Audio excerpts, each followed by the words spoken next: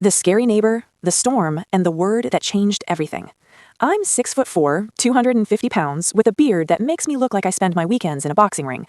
When my wife and I adopted Lily, she was 8 years old and had been through 4 foster homes. She was terrified of me. For 5 months, I was the scary guy who lived in her house. She'd jump if I entered a room too fast. She'd go completely silent if my wife left us alone. It broke my heart, but I knew I just had to be patient.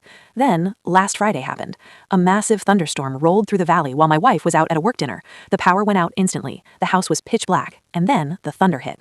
It was one of those bone-shaking cracks that makes you feel like the roof is coming down. I grabbed a flashlight and headed toward Lily's room, but I found her in the hallway. She was shaking, hyperventilating, staring at the shadows like they were monsters. I didn't want to crowd her, so I just sat down on the floor, about 5 feet away, and started humming an old song my grandmother used to sing. Another lightning flash lit up the hall, and Lily let out this tiny, broken sob. She didn't run to her room, she ran to me. She threw her arms around my neck, nearly knocking me over, and buried her face in my shoulder. I could feel her tears soaking into my t-shirt. Then she whispered it. "Daddy, please don't let the thunder get me." I froze. Daddy. She'd never called me that, not once. My chest felt like it was going to explode. I wrapped my arms around her, very gently, and just held her. I told her, "I've got you, kiddo. I'm way bigger than the thunder, and I'm never, ever letting anything hurt you."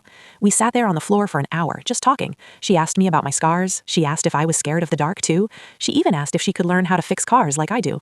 When the lights finally flickered back on, she didn't let go. She just looked at me, really looked at me for the first time, and smiled. My wife came home to find us both asleep on the living room rug, Lily tucked under my arm like a little bird. Sometimes it takes a storm to clear the air, and for us, that storm was the best thing that ever happened.